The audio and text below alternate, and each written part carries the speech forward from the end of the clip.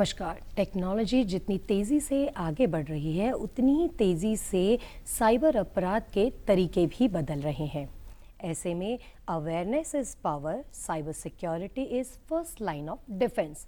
इसी सोच के साथ very special awareness programme social media calling में आप सभी दर्शकों का तहे दिल से स्वागत। मैं हूं आपके साथ जयश्री मिश्रा।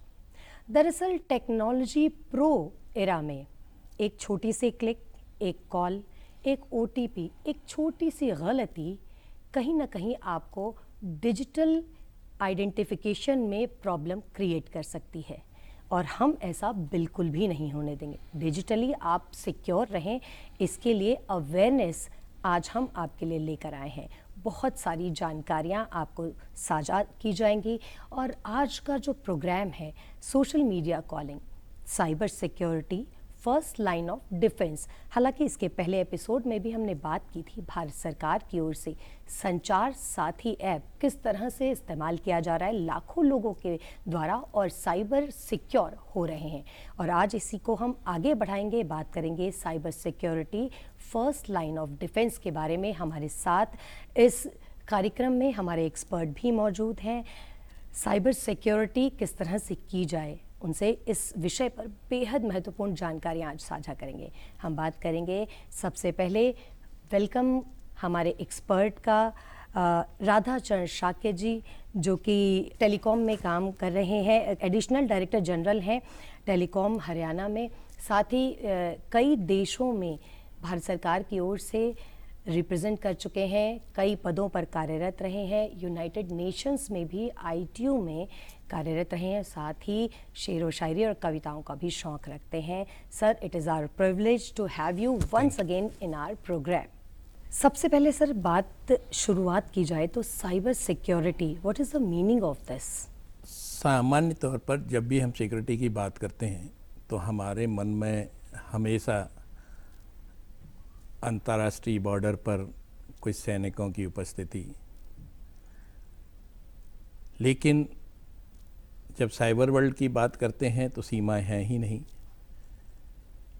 जो साइबर अटैकर्स हैं, हमलावर हैं, आवश्यक नहीं कि वो विदेश से हमला करें, वो देश में भी किसी भी शहर में हो सकते हैं। हो सकता है उसी शहर में हो, ये भी संभव है कि हम एक ही कमरे में हों। तो ऐसी स्थिति में साइबर सिक्योरिटी की प्रथम पंक्ति, जैसे आपका आज का टाइटल है, उसके हिसाब से प्रथम पंक्ति में तो जो उपभोक्ता है या कर्मचारी है जो उन्हें हैंडल करता है, वही सबसे बड़ी साइबर सिक्योरिटी की प्रथम पंक्ति है। कारण कि आज की तारीख में पूरी दुनिया में किसी भी देश को यदि आपको परेशान करना हो, उसकी इकोनॉमी ख़राब करनी हो, तो चाहे पावर सेक्टर हो, चाहे उसका फाइनेंस सेक्टर हो, चाहे बैंकिंग सेक्टर हो, टेलीकॉम सेक्टर हो, किसी भी सेक्टर को अवरुद्ध किया जा सकता है। उदाहरण के तौर पे हम लोगों की याददाश्त में अभी भी होगा कि कुछ समय पहले हमारे देश में एक न्यूक्लियर पावर प्लांट पे हमला हुआ। हमारा सौभाग्य रहा कि उस हमले से विकिरण नहीं बढ़ा, नहीं तो पावर तो उपलब्धि हमारी कम होती, साथ में कितने लोगों की जाने जाती पता नहीं चलती। एम्स का जिस तरह से साइबर अटैक के द्वारा चीज़ों को विस्थापित किया, परेशान किया, वो भी हमारे सामने उदाहरण है। तो सबसे बड़ी आवश्यकता प्रथम पंक्ति हम इसीलिए कहते हैं कि चूँकि हम यहाँ पर एक निश्चित कोई सैनिक नहीं है जिसको उपस्थित कर सकें, जितने भी इसके यूज़र हैं वही अपने आप में फर्स्ट लाइन साइबर सिक्योरिटी का काम करते हैं। इसीलिए जो है प्रथम प्राथमिकता हमारी यूज़र ही है, कर्मचारी ही है। जी, साइबर सिक्योरिटी को लेकर आम व्यक्ति की क्या जिम्मेदारी है? सबसे बड़ी जिम्मेदारी तो यह है कि हम साइबर सिक्योरिटी के प्रति जागरूक रहें, सचेत रहें और जो हमारा व्यवहार है, जिसको कि हम कहते हैं कि साइबर संयत व्यवहार हो, उसमें साइबर हाइजीन की जितनी भी गतिविधियां हैं उनके अनुकूल ही व्यवहार करेंगे तो निश्चित रूप से हम अपने लक्ष्य को पाने में सक्षम रहेंगे। जब हम बात कर रहे हैं साइबर सिक्योरिटी की, तो अगर सोशल मीडिया हो, व्हाट्सएप हो, एसएमएस आते हैं, सभी या ईमेल अगर हम यूज़ कर रहे हैं, फ़ोन भी इनफैक्ट हम जब यूज़ करते हैं तो हर जगह पासवर्ड है। एक स्ट्रॉन्ग पासवर्ड किस तरह से क्रिएट किया जाए, वो एक बहुत महत्वपूर्ण विषय है। बिल्कुल सही आपने बताया, क्योंकि हर तरह की सुविधा हम किसी न किसी रूप में यूज़र आईडी और पासवर्ड के रूप में करते हैं। यूज़र आईडी आप अपने हिसाब से कुछ भी चूज़ कर लेते हैं, लेकिन साथ ही उसको एक्सेस करने के लिए आपको एक पासवर्ड की आवश्यकता होती है। आमतौर पर ऐसा माना जाता है कि अच्छे पासवर्ड के लिए आवश्यकता है कि आप 8 से 16 कैरेक्टर का पासवर्ड रखें, और उस पासवर्ड में भी किसी का नाम या जन्मदिन, इस तरह की चीज़ों को छोड़ने के बजाय एक कॉम्बिनेशन बताएं, जिसमें ए से लेके जेड तक के छोटे अक्षर और बड़े अक्षर हो सकते हैं, जिसमें कुछ स्पेशल कैरेक्टर हो सकते हैं, और उसमें कुछ न्यूमरल्स यानी अंक हो सकते हैं।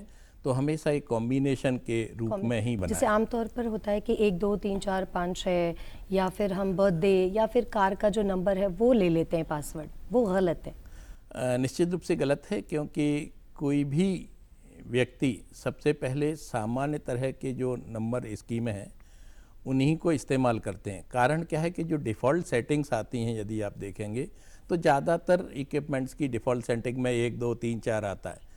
तो यदि आपने वही रख लिया, इसका मतलब है कि कहीं से भी आपकी मशीन को जो है एक्सेस करना उनके लिए आसान हो जाता है।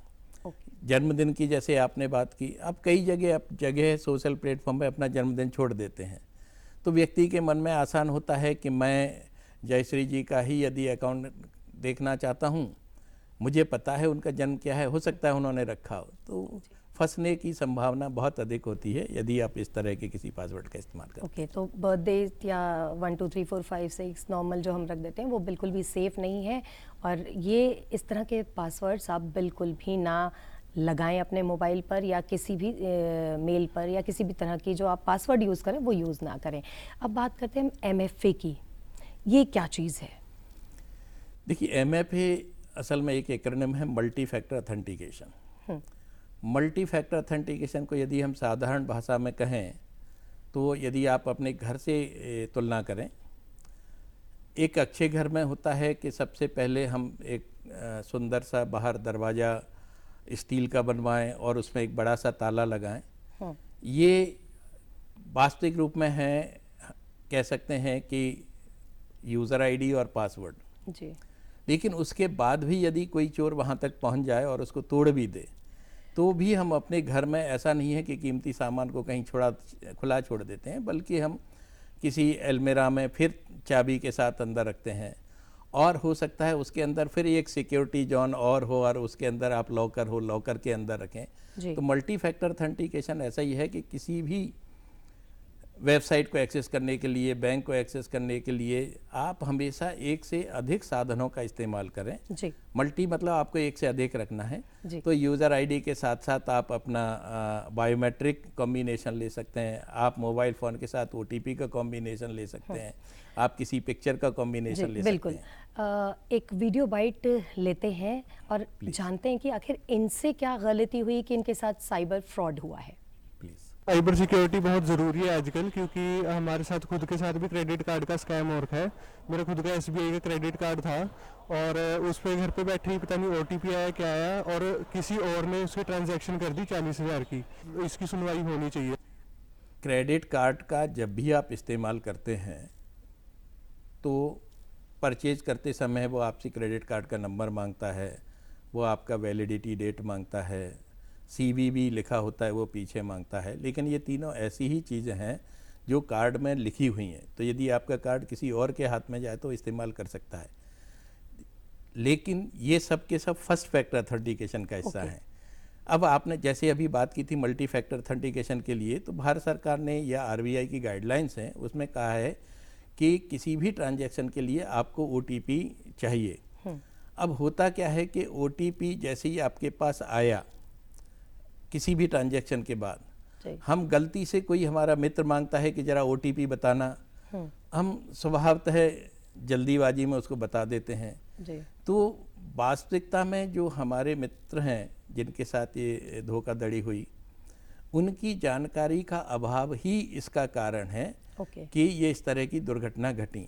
और बैंकिंग फ्रॉड्स के लिए तो मैं आपका ध्यान आकर्षित करना चाहता हूं कि बैंक कभी भी आपका ओटीपी कोई मांगता नहीं है।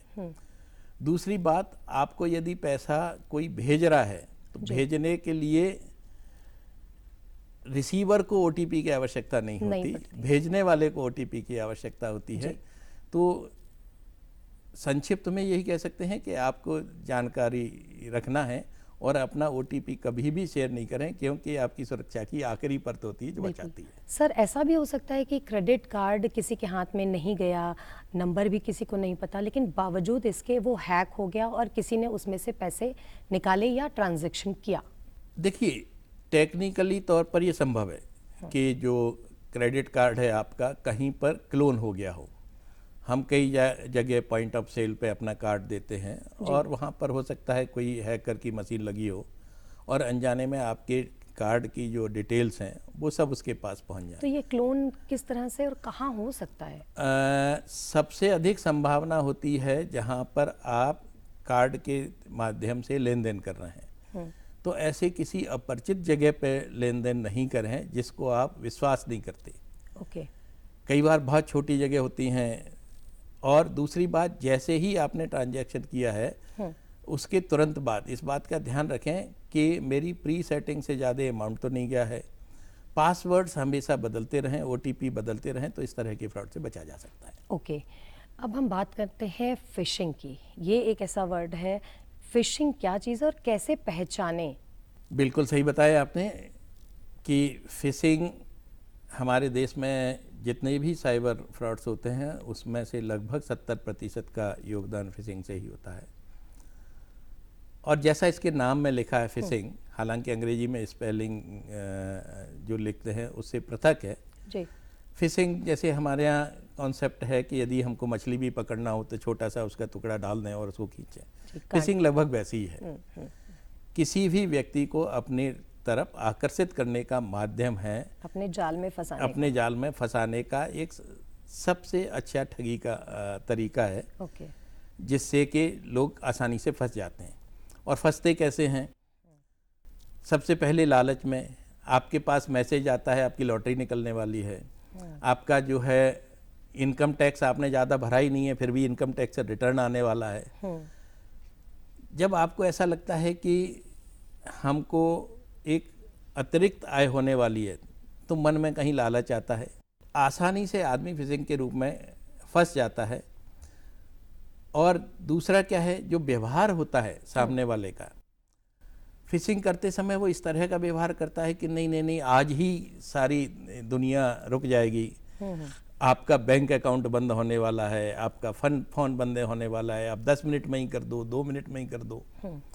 तो कई बार क्या होता है कि मानसिक रूप से भी जो व्यक्ति है वो उस दबाव में आके जो है फंस जाता है। तो फिशिंग बिल्कुल वैसा ही है जैसे हम लोग समुद्र में या मछली पकड़ने में करते हैं। ये जालसाज हमको फंसाने की चेष्टा, किसी न किसी तरह लालच में आके बंदा फंस जाता है। एक वीडियो बाइट लेते हैं, इनकी क्या समस्या है या क्या कह रहे हैं साइबर अपराध को लेकर, सुनते हैं। मेरा क्वेश्चन ये है कि अज्ञात नंबरों से आने वाली वीडियो कॉल के जरिए ब्लैकमेलिंग से खुद को कैसे सुरक्षित रखें? तो ये सोशल मीडिया पे साइबर फ्रॉड हो रहे हैं, इनसे बचने के लिए क्या कर सकते हैं हम? साइबर क्राइम अभी मतलब बहुत बढ़ रहा है और बेसिकली अभी ऑनलाइन ट्रांजैक्शन वगैरह ये सब चीज़ बहुत चल रहा है। हमें ऐसा क्या प्रिकॉशन लेना चाहिए कि हम लोग है ना उससे वो अटैक से बचे या है ना साइबर फ्रॉड होने से बचे? अगर किसी के साथ साइबर फ्रॉड होता है तो हम लोग कहाँ कंप्लेन करें, कितनी देर में कंप्लेन करें, कब तक इसका सोल्यूशन होगा, ये सब जानना हम लोगों के लिए बहुत ज़रूरी है। सबसे ज़्यादा सोशल मीडिया यूज़ करते हैं तो इसमें जैसे कि फ्रॉड होते हैं, जैसे फ्रॉड लिंक आते हैं, ओटीपी वगैरह आते हैं, ओटीपी मांगते हैं तो ओटीपी ले लेते हैं,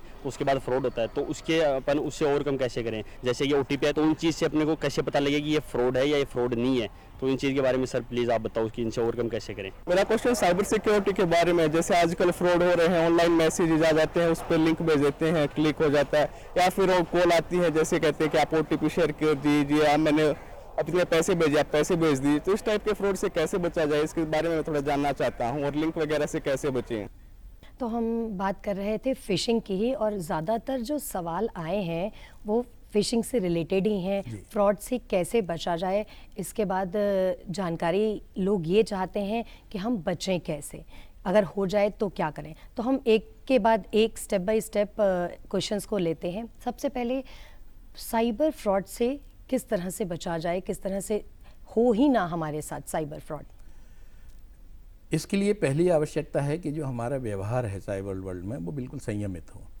संयमित व्यवहार की हम जब बात करते हैं तो यदि मैं सोशल मीडिया इस्तेमाल कर रहा हूँ, मैं अपनी कोई भी व्यक्तिगत जानकारी वहाँ नहीं डालूँ। मैं ऐसा कोई इंटीमेसी के सीन्स नहीं डालूं जिससे कि लोग उसका मिसयूज़ कर सकें। मैं अपनी यात्रा के बारे में भी नहीं बताऊं। मैं नहीं ऐसी किसी चीज़ को जन सामान्य के साथ बांटूं जो किसी आम तौर पर उनकी आवश्यकता नहीं है, पहली बात। दूसरी बात यह है कि जब आप सोशल ग्रुप्स बनाते हैं, डिफरेंट व्हाट्सएप ग्रुप्स बनाते हैं, तो उसमें सिर्फ उन लोगों के साथ ही संपर्क करें जिनको आप अच्छे से परिचित हैं। किसी भी अपरिचित आदमी के साथ अपनी इंफॉर्मेशन शेयर करना, डेटा शेयर करना, मतलब आप जो है जानबूझकर कोई ना कोई परेशानी इनवाइट कर रहे हैं, तो उससे बचा जा सकता है। सर, 1 मिनट मैं आपको यहाँ रोकना चाहूँगी। मैं अपने दर्शकों को बता दूँ, व्हाट्सएप नंबर हमारा है 9417222224। इस नंबर पर आप अपने वीडियो बाइट्स भेज सकते हैं, अपनी समस्याएं भेज सकते हैं। साइबर क्राइम से जुड़ी किसी भी तरह की अगर आपकी परेशानी है, साइबर फ्रॉड से अगर आप गुजरे हैं या आप अपने साझा करने चाहते हैं अपने अनुभवों को, तो हमारे एक्सपर्ट यहाँ मौजूद रहेंगे। आपके अनुभवों के आधार पर ही आज हमारे साथ अतिरिक्त महानिदेशक हमारे इस सोशल मीडिया प्रोग्राम में हमारे साथ जुड़े हैं। बहुत ही महत्वपूर्ण जानकारियां राधा चरण शाक्य जी हमारे साथ, हमारे दर्शकों के साथ साझा कर रहे हैं, ताकि आपके साथ साइबर क्राइम ना हो, किसी तरह का फ्रॉड ना हो, आपका अवेयरनेस आपकी जो है लगातार बढ़ती रहे। सर, हम बात कर रहे थे फ्रॉड की, साइबर फ्रॉड से बचा जाए, तो आप कंटिन्यू करें। तो जैसे एक दर्शक ने पूछा कि लिंक आती है, उस पर क्लिक करें ना करें जी, और उसको कैसे पहचानें। ये बड़ा आसान है। सबसे पहले तो जैसे ही आपको कोई कहता है कि लिंक आप क्लिक करें, इसका मतलब आपके मन में प्रश्न आना चाहिए कि ये मेरे साथ धोखाधड़ी की प्रथम स्टेप हो गई है। फिर कंफर्मेशन के लिए आप उस लिंक पर जाएं, जिसको टेक्निकल भाषा में हॉवर टेस्ट भी कहते हैं, और उस पर अपने माउस से लेफ़्ट दबाएंगे तो वो पूरी की पूरी लिंक आ जाती है, और उसमें लिखा होता है कि वो HTTP लिंक है या HTTPS लिंक है। HTTP है तो आप बिल्कुल उस पर कुछ नहीं करें, हमेशा HTTPS होने पर ही उस लिंक को दबाएं। इसके अलावा भी यदि HTTPS भी है, लेकिन यदि आपके एक्सटेंशन में .apk लिखा हुआ है, .exe लिखा हुआ है, .ext लिखा है, इसका मतलब ये कहीं ना कहीं मालवेयर आपके साथ भेज रहा है जो आपके डेटा की चोरी करेगा। जी, बहुत महत्वपूर्ण बात है हमारे दर्शकों के लिए। HTTP अगर इस तरह की चीज़ है तो ये पूरी तरीके से सिक्योर है, सेफ़ है। इस तरह की साइट आप खोल सकते हैं, आप इसको लिंक को ओपन कर सकते हैं, लेकिन इसके अलावा किसी तरह की लिंक आते हैं तो आपको बिल्कुल भी उस पर क्लिक नहीं करना है, उसे बिल्कुल ओपन नहीं करना है। कहीं ना कहीं आपके साथ साइबर क्राइम हो सकता है, आप किसी अपराध के पार्ट हो सकते हैं, फ्रॉड के पार्ट बन सकते हैं। तो आपको इस बात को ध्यान रखना है, जो हमारे एक्सपर्ट ने इस वक्त हमारे साथ साझा की है। एक और वीडियो बाइट लेते हैं, सुनते हैं उनकी क्या समस्या है। सोशल मीडिया के अलग अलग फॉर्म पे, जैसे इंस्टाग्राम पे, फेसबुक पे, ट्विटर वगैरह पे जो लोगों के साथ धोखाधड़ी होती है, अगर ऐसा कोई केस हो तो उसके संबंध में हमें किसके पास जाना चाहिए, कहाँ शिकायत करनी चाहिए?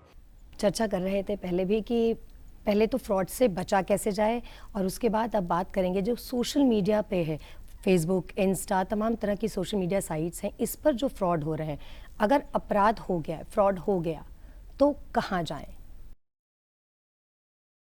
शायद आज का सबसे महत्वपूर्ण ये प्रश्न है, क्योंकि घटना घटने के बाद व्यक्ति करे तो करे क्या। सर्वप्रथम आवश्यकता ये है कि यदि आपके साथ कोई भी फाइनेंशियल धोखाधड़ी हुई है तो आप अपनी बैंक को बता दें, इन्फॉर्म कर दें कि मेरे साथ ये साइबर धोखा हुआ है और इस ट्रांजैक्शन को रोकें। साथ ही भारत सरकार की cybercrime.gov.in लिंक पे जाकर आप अपनी कंप्लेन करा सकते हैं। यदि आप वो कराने में अक्षम हैं तो आप 1930 या 1930 पर डायल करके भी अपनी शिकायत साइबर सुरक्षा के रिस्पेक्ट में तुरंत करा दें। इन दोनों से अधिक आवश्यक ये है कि जब इसकी पुलिस जांच करेगी तो आपके पास जो उस समय के एविडेंस हैं उनको जो है आप संभाल के रखें, उनको सेव करें और इन सूचना देने के बाद तुरंत ही अपने पासवर्ड्स बदल लें। जी। यदि आपके पास इंस्टाग्राम और बाकी चीज़ों से कोई घटना घट रही है और आपको किसी भी तरह का डर है तो सबसे पहले अपना इंटरनेट बंद कर दें। जी। अब अपनी मशीन को आइसोलेट करें। जो डेटा ट्रांसमिशन आप इस लिंक के अलावा और कहीं भी कर रहे थे तो पूरी तरह से कोई भी डेटा ट्रांसमिशन नहीं करें और पुनः अपने पासवर्ड बदलने के बाद ही मशीन को दोबारा से इस्तेमाल। बिल्कुल। तो बहुत ही महत्वपूर्ण जानकारी हमारे साथ साझा की है additional director general telecom Haryana Radha चरण शाक्य जी ने। हमें अपना पासवर्ड बदलना है, हमें अवेयर रहना है और जब भी अगर फ्रॉड हो जाए तो तुरंत ही आप जो है वो शिकायत कर सकते हैं। पासवर्ड बदलने वाली बात है, कितने दिनों के बाद हम पासवर्ड चेंज करें? पासवर्ड बदलने में आजकल 2 नीतियां हैं। पहले हम लोग ये मानते थे कि हर 3 महीने में पासवर्ड बदल देना अच्छी बात होती है जी। लेकिन अभी आजकल कुछ ऐसी स्टडीज़ आई हैं कि बार बार पासवर्ड बदलने से व्यक्ति के मन में क्या होता है कि जो उसने पासवर्ड लिया है उसी के आसपास वो बदलता रहता है और कहीं हम एक वल्नरेबिलिटी बढ़ा लेते हैं।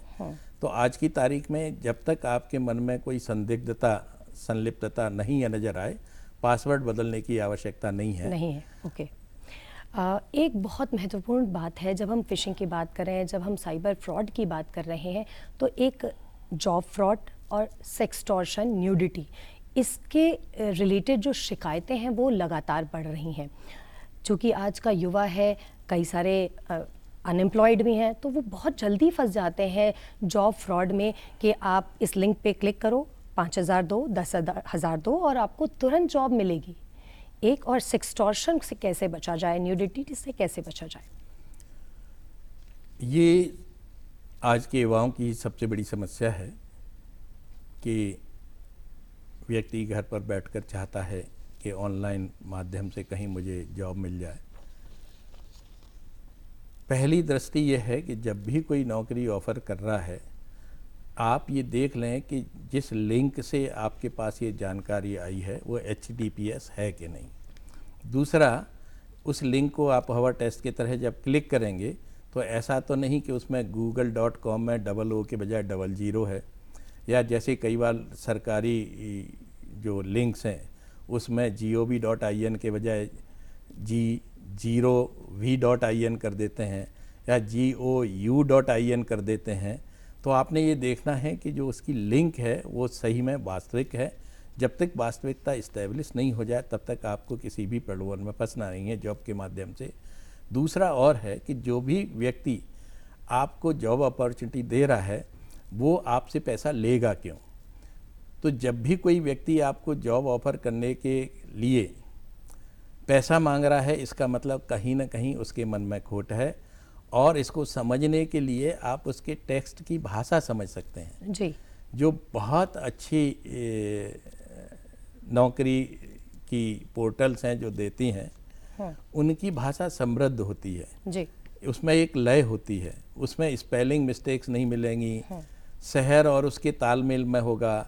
ऐसा ना हो कि आपकी शिक्षा मानो जो है BA है, कोई आपसे कहे कि मैं आपको 50 लाख एनम की सैलरी दे रहा हूँ। तो कई चीज़ें हैं छोटी छोटी हैं जो ध्यान रखेंगे आप तो निश्चित रूप से इनसे बचा जा सकता है जी। फिर आपने दूसरी बात की सेक्सटॉर्शन की।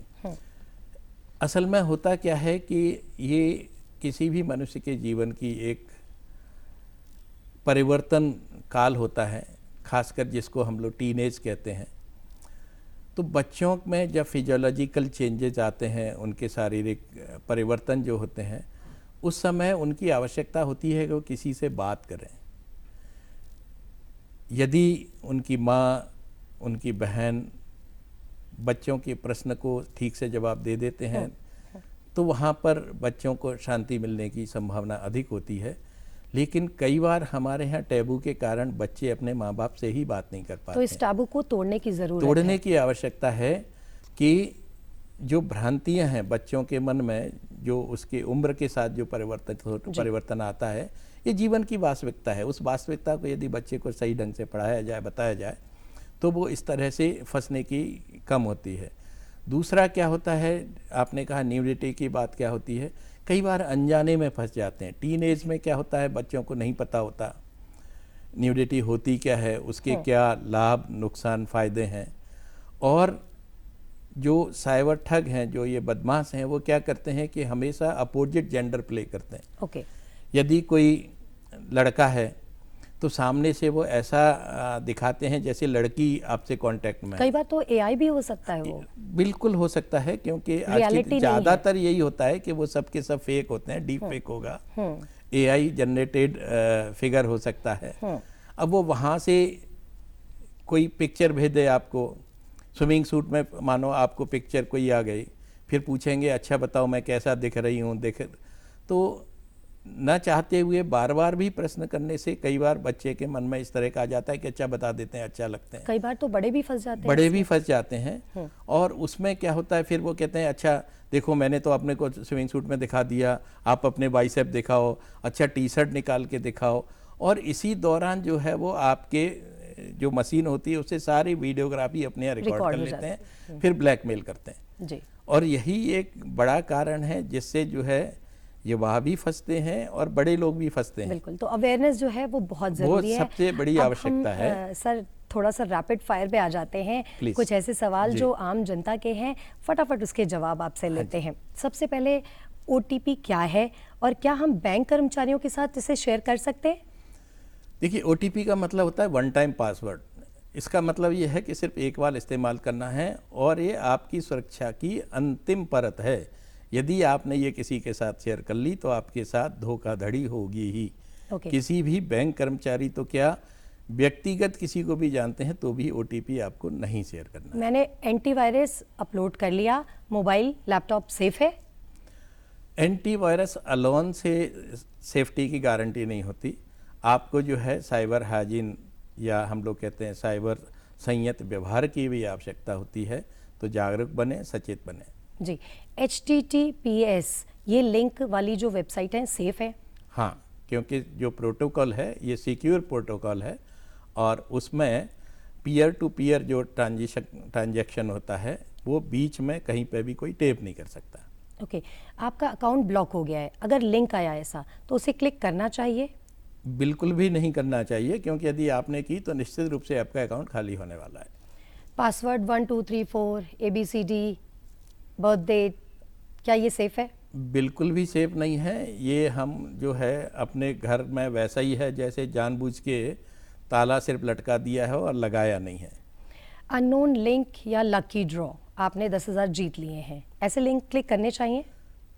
लालच बुरी बला है, कभी भी इस तरह से नहीं जाएं, क्योंकि ये आपके फंसने का पूरा प्रमाण बन जाएगा। डिजिटल अरेस्ट, आपको कॉल आया CBI की तरफ से, पुलिस स्टेशन की तरफ से बोल रहा हूँ, क्या इस तरह के कॉल किए जाते हैं? बिल्कुल नहीं। भारत सरकार में ऐसा कोई प्रावधान नहीं है जिससे कि कोई व्यक्ति इम्पर्सनेट करके आपको कॉल करे। न डिजिटल अरेस्ट होती है, न ही लीगली कोई सिस्टम है। आप इससे पूरी तरह से दूर रहें और कभी भी इस तरह की घटना करें बगैर किसी डर भय के 1930 यानी 1930 या cybercrime.gov.in पे तुरंत। ओके। सालों तक एक ही पासवर्ड सेफ है? बिल्कुल भी सेफ नहीं है, क्योंकि कहीं ना कहीं आपकी मशीन हो सकता है किसी कारण से स्कैनिंग नहीं हुई हो और उसमें वो कहीं लीक हो गया हो। फ़ोन खो जाए तो क्या करना चाहिए? बिल्कुल, आपने मेरे दिल की बात छीन ली, क्योंकि मैं टेलीकम्युनिकेशन का जॉब करता हूँ।